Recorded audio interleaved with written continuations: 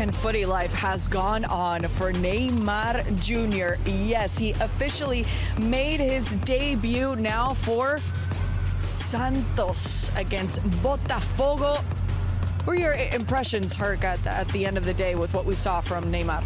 I'm going to be honest. I saw this online on Twitter, and I'm seeing the touches, the highlights. First touch.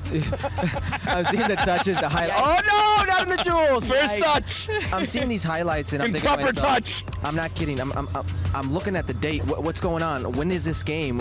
Where was it? This doesn't, I mean, is this the Neymar they told me was injured and wouldn't play games? The one from Saudi Arabia? This can't be the same Neymar. He looks fresh. He looks good.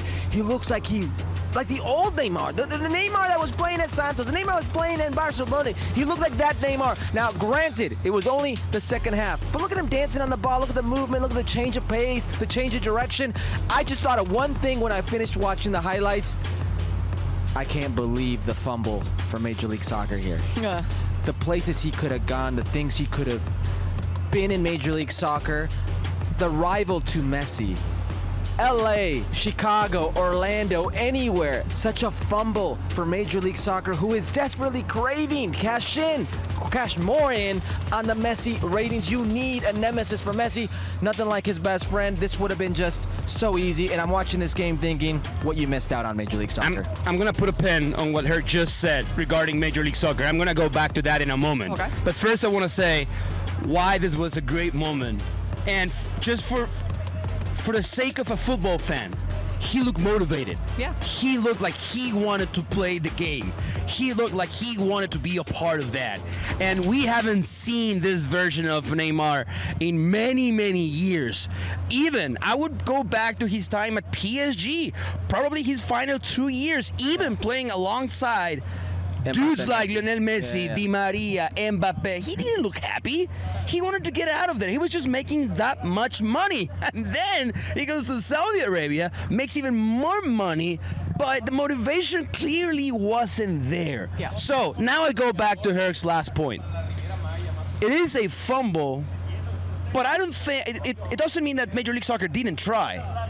It doesn't mean that maybe they went out of their way to try and entice Neymar to come play for Major League Soccer. Maybe that's down the road too for them. But my point is, you cannot, as a league, right, as Major League Soccer, you cannot compete against a player like him wanting to play for his childhood club in preparation, maybe, hopefully, for the 2026 World Cup. We'll get to the 2026 World Cup. Put a pin in that. We'll get to Brazil in a bit because I think it's an important topic here. Yeah. But I don't buy for 1 second there's a narrative that Major League Soccer didn't try hard enough. I think they get in their own way. I think the moment Neymar's camp hears about a discovery rights on Neymar and that they can only negotiate with whoever has the discovery rights on Neymar, and they can't go to LA, to Orlando, to Dallas, to New York and negotiate whatever they want with said club because of these stupid mechanisms, Major League Soccer discovery rights, I think it's a major turnoff for these guys. I think they're saying, you know what? You guys aren't serious people. Rules are rules. Cannot break rules. Don't hate the player. Hate you the can game. try. You can try to bend them. You can ask a couple of clubs about that. In world football, those aren't You can try to rules. bend those rules. You just shouldn't break those rules. But it has happened before. Again, I just don't think there was a chance that Major League Soccer was going to be able to compete against the will of Neymar to go back to his childhood club, the club that launched him into stardom to become this one of the greatest players of his generation.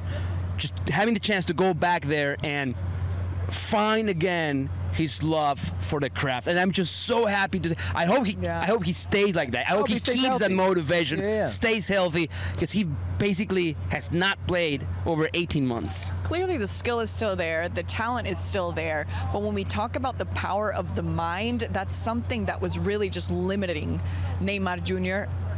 Anywhere he would have gone. But when it comes to what you just said about his childhood club, being in his country, seeing his family and his friends regularly, that's all the motivation that you need. But the motivation of returning with Brazil to the World Cup, I don't know how much more motivation you need her. Oh, forget about Neymar's motivation. I think the motivation of the Brazilian players around him. At the end of this game, the rivals Botafogo, they're lining up. They're lining up to take pictures with Neymar. Right. This is a massive superstar. He's back in his own country, and I think this is going to be a breath of fresh air for Brazilian football, who are in need of a savior. We talk about Neymar. It's inevitable for us not to mention the Brazilian national team. Dorival Jr. and Neymar have their history.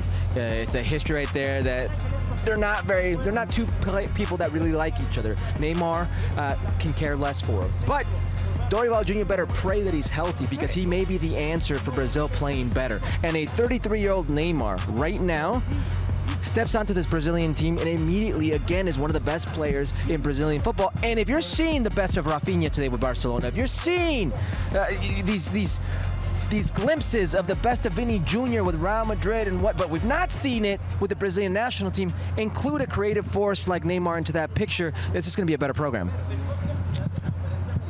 If he stays healthy, if he stays motivated, It's a big if. it's big if, Yeah. right?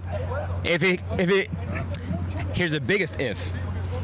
If he keeps it professional, if he's able to keep his professionalism to the top, there's no question, there's no doubt in my mind that he's back with the national team.